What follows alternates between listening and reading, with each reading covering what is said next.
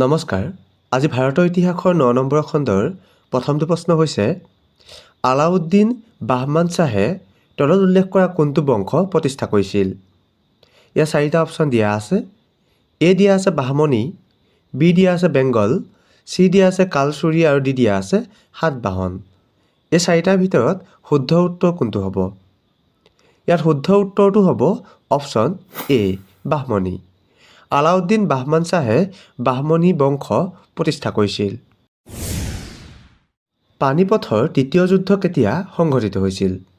ইয়াতে 4টা অপশ্যন দিয়া আছে। এ 1741 চনত, বি 1752 চনত, চি 1761 চনত আৰু ডি দিয়া আছে 1765 চনত। এই 4টাৰ ভিতৰত শুদ্ধ উত্তৰ কোনটো হ'ব? ইয়াতে শুদ্ধ উত্তৰটো হ'ব অপশ্যন চি 1761 চনত। পানিপথৰ তৃতীয় যুদ্ধ 1761 চনত সংঘটিত হৈছিল। মূল বৌদ্ধ ধৰ্মীয় গ্ৰন্থসমূহ কি ভাষাত লিখা হৈছিল? ইয়াত 4টা অপশ্যন দিয়া আছে। এ ব্ৰজাৱলী, বি পালি, চি সংস্কৃত আৰু ডি দিয়া আছে মগধী। এই 4টা অপশ্যনৰ ভিতৰত শুদ্ধ উত্তৰ কোনটো হ'ব? ইয়াত শুদ্ধ উত্তৰটো হ'ব অপশ্যন বি পালি। মূল বৌদ্ধ ধৰ্মীয় গ্ৰন্থসমূহ পালি ভাষাত লিখা হৈছিল। তুগলক বংশ তলত উল্লেখ কৰা কোনগৰাকীয়ে প্ৰতিষ্ঠা কৰিছিল? ইয়াত 4টা অপশ্যন দিয়া আছে। এ গিয়াছুদ্দিন তুগলক, বি কুতুবুদ্দিন আইবাক, চি মহম্মদ ঘুৰি, ডি ইব্ৰাহিম লোডি। এই 4গৰাকীৰ ভিতৰত শুদ্ধ উত্তৰ কোনটো হ'ব?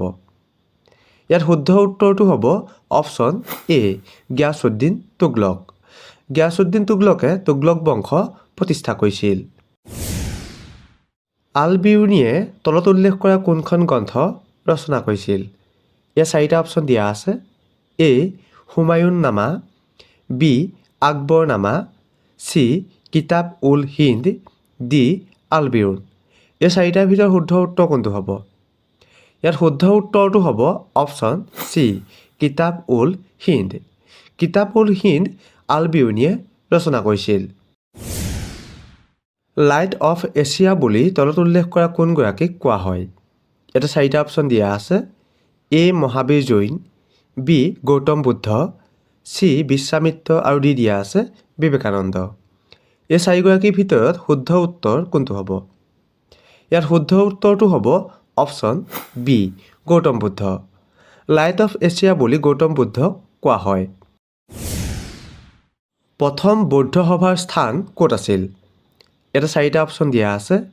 এ Vaishali, B Kamrup, C Rajagriha, D Sarnath. এই 4টাৰ ভিতৰত শুদ্ধ উত্তৰ কোনটো হ'ব? ইয়াত শুদ্ধ উত্তৰটো হ'ব অপশ্যন চি ৰাজাগৃহ।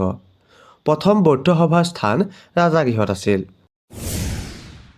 সম্ৰাট অশোকৰ জীয়েকৰ নাম কি আছিল? ইয়াতে 4টা অপশ্যন দিয়া আছে। A Sangeeta, B Savitri, C Sagarika, D Sanghamitra. এই 4গৰাকীৰ ভিতৰত শুদ্ধ উত্তৰ কোনটো হ'ব? ইয়াত শুদ্ধ উত্তৰটো হ'ব অপশ্যন ডি সংঘামিত্ৰা। সম্ৰাট অশোকৰ জীয়েকৰ নাম সংঘামিত্ৰা আছিল।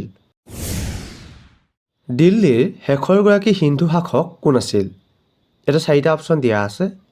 এ পৃথ্বীৰাজ চৌহান, বি সম্ৰাট অশোক, চি হৰ্ষবৰ্ধন, ডি কনিষ্ক। এই 4গৰাকীৰ ভিতৰত শুদ্ধ উত্তৰ কোনটো হ'ব? ইয়াতে শুদ্ধ উত্তৰটো হ'ব অপশ্যন এ পৃথ্বীৰাজ চৌহান।